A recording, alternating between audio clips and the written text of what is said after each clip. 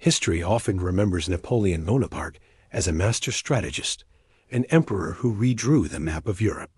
But what if I told you about a single night that almost ended it all? A night where the fate of France, and perhaps the world, hung by a thread, not on a battlefield, but in the corridors of power. This is the story of the coup of 18 Brumaire. In 1799, France was a mess. The French Revolution had devoured its own children, leaving a weak and corrupt government called the Directory in charge. The people were exhausted, the economy was in shambles, and the country was desperate for a hero. Enter Napoleon, fresh from his campaigns in Egypt, hailed as a savior. But he didn't plan to save the Republic. He planned to seize it. The plot was hatched in secret. The plan was to use a fabricated conspiracy to scare the government as two legislative councils into moving from Paris to the Château de Saint Cloud just outside the city. This would isolate them from the Parisian mobs and put them under the protection of Napoleon's loyal soldiers. Step 1 went off without a hitch.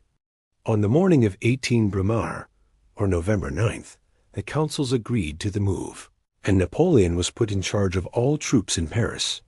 It looked like a brilliant, bloodless coup was underway. But the next day, things started to fall apart. When Napoleon entered the Council of 500, he wasn't met with cheers, but with fury. The deputies, realizing they'd been tricked, surrounded him. Cries of "Outlaw the dictator!" and "Down with the tyrant!" filled the air. They weren't just shouting. They were shoving, grabbing, and shaking him.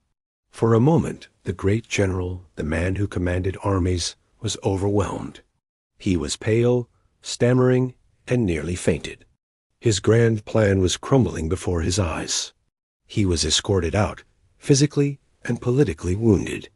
It seemed the coup was over. Napoleon had failed.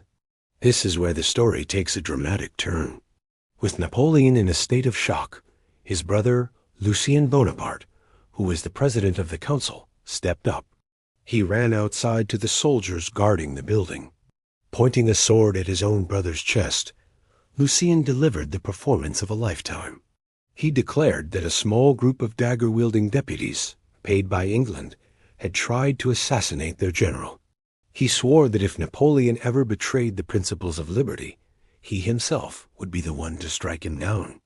The soldiers, who adored Napoleon, were enraged by this story of a supposed assassination attempt. With renewed loyalty, they saw the deputies not as lawmakers, but as traitors. On Lucien's command, General Murat ordered the drummers to sound the advance. The troops stormed the hall, bayonets fixed.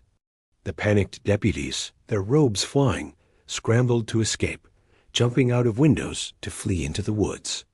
The government was dissolved, not with a vote, but with the sound of marching feet.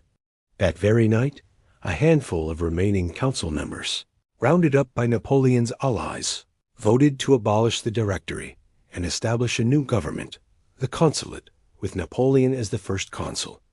In one chaotic, near-disastrous day, the Republic was dead, and the age of Napoleon had begun.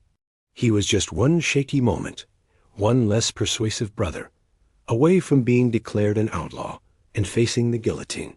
Instead, he seized power and went on to become Emperor of the French.